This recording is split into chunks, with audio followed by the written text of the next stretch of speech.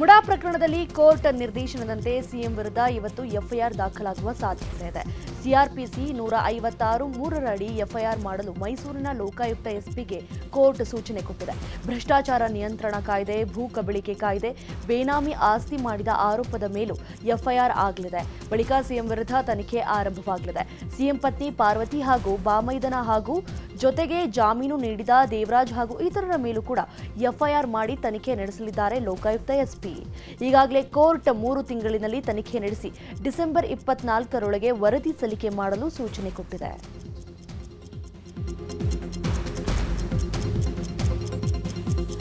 FIR ಆದ್ಮೇಲೆ CM arrest ಆಗ್ತಾರಾ ಅನ್ನೋ ಚರ್ಚೆ ಶುರುವಾಗಿದೆ. ಆದರೆ ಎಫ್ಐಆರ್ ಆದ್ಮೇಲೆ ಅರೆಸ್ಟ್ ಮಾಡಬೇಕೋ ಬೇಡವೋ ಅಂತ ತನಿಖಾಧಿಕಾರಿ ನಿರ್ಧಾರವನ್ನ ಮಾಡ್ತಾರೆ. ಬಹುತೇಕ ಅರೆಸ್ಟ್ ಮಾಡಲ್ಲ. ನೋಟಿಸ್ ಕೊಟ್ಟು ಸಿಎಂ ಸೇರಿದಂತೆ ಎಲ್ಲರನ್ನೂ ಕರೆಸಿ ವಿಚಾರಣೆ ಮಾಡಿ ಮಾಹಿತಿ ಪಡೆಯಬಹುದು ಎನ್ನಲಾಗಿದೆ. ದೂರದ ಊರಲ್ಲಿ ನಿಂತು ಗಾಳಿಯಲ್ಲಿ ಗುಂಡು ಹೊಡೆಯಬೇಡಿ ಅಂತ ಪ್ರಧಾನಿ ಮೋದಿಗೆ ಸಿಎಂ ಸಿದ್ದರಾಮಯ್ಯ ತಿರುಗೇಟು ಕೊಟ್ಟಿದ್ದಾರೆ. ಹರಿಯಾಣದಲ್ಲಿ ನಡೆದ ಚುನಾವಣಾ ಪ್ರಚಾರದಲ್ಲಿ ಸಿಎಂ ಸಿದ್ದರಾಮಯ್ಯ ವಿರುದ್ಧ ಮೋದಿ ಕಿಡಿಕಾರಿದರು.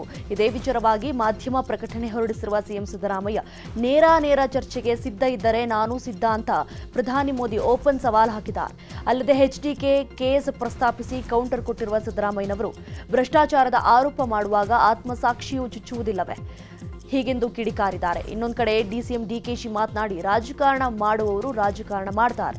ನಾಳೆ ಬಿಜೆಪಿಯವರು ಪ್ರತಿಭಟನೆ ಮಾಡೋದಾದ್ರೆ ಮಾಡಲಿ, ಮೊದಲು ತನಿಖೆ ಎದುರಿಸ್ತೀವಿ ಅಂತ ಬಿಜೆಪಿಯವರು ರಾಜೀನಾಮೆ ಕೊಡಲಿ ಅಂತಾನೂ ಹೇಳಿದರು.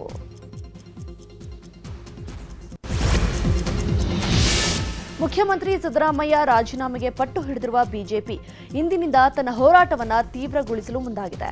ಇವತ್ತು ವಿಧಾನಸೌಧದ ಗಾಂಧಿ ಪ್ರತಿಮೆ ಬಳಿ ಬೆಳಗ್ಗೆ 11 ಗಂಟೆಗೆ ಬಿಜೆಪಿ ಶಾಸಕರು, ಪರಿಷತ್ ಸದಸ್ಯರು, ಸಂಸದರು ಪ್ರತಿಭಟನೆ ನಡೆಸಲಿದ್ದು ಸಿಎಂ ಸಿದ್ದರಾಮಯ್ಯ ರಾಜೀನಾಮೆಗೆ ಒತ್ತಡ ಹಾಕಲಿದ್ದಾರೆ.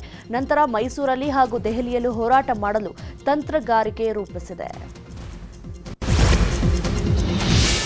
ಮುಖ್ಯಮಂತ್ರಿ ಸಿದ್ದರಾಮಯ್ಯ ವಿರುದ್ಧ ತನಿಖೆಗೆ ನ್ಯಾಯಾಲಯ ಆದೇಶ ಕೊಟ್ಟಿದ್ದ ನಡುವೆ ಇವತ್ತು ರಾಜ್ಯ ಸಚಿವ ಸಂಪುಟ ಸಭೆ ನಡೆಯುತ್ತೆ. ವಿಧಾನಸೌಧದಲ್ಲಿ ಮಧ್ಯಾಹ್ನ 12:30ಕ್ಕೆ ಸಿಎಂ ಸಿದ್ದರಾಮಯ್ಯ ನೇತೃತ್ವದಲ್ಲಿ ಸಭೆ ನಡೆಯಲಿದ್ದು ಆಡಳಿತಾತ್ಮಕ ವಿಷಯಗಳ ಬಗ್ಗೆ ನಿರ್ಣಯ ಕೈಗೊಳ್ಳುವ ಸಾಧ್ಯತೆ ಇದೆ.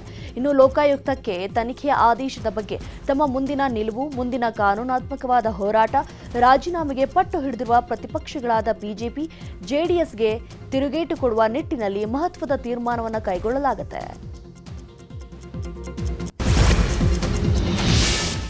ಸಿಎಂ ಸಿದ್ದರಾಮಯ್ಯ ವಿರುದ್ಧ ದ್ವೇಷದ ರಾಜಕೀಯ ಮಾಡಲಾಗ್ತಿದೆ ಅಂತ ಆರೋಪಿಸಿ ಇವತ್ತು ಶಿಕಾರಿಪುರ ಬಂದ್ಗೆ ಕರೆ ಕೊಡಲಾಗಿದೆ. ಶಿಕಾರಿಪುರದ ಅಹಿಂದ ಯುವ ಘಟಕದ ಅಧ್ಯಕ್ಷ ಮಾಲತೇಶ್ ಬಂದ್ಗೆ ಕರೆ ಕೊಟ್ಟಿದ್ದಾರೆ. ಕಾಂಗ್ರೆಸ್ ಸರ್ಕಾರ ಅಸ್ಥಿರಗೊಳಿಸಲು ಹುನ್ನಾರ ಮಾಡಲಾಗ್ತಿದೆ. ಹೀಗಾಗಿ ಸಿದ್ದರಾಮಯ್ಯ ಅಭಿಮಾನಿಗಳು ಹಾಗೂ ಅಹಿಂದ ಸಂಘಟನೆಗಳು ಸಹಕರಿಸುವಂತೆ ಮನವಿ ಮಾಡಿಕೊಂಡಿದ್ದಾರೆ.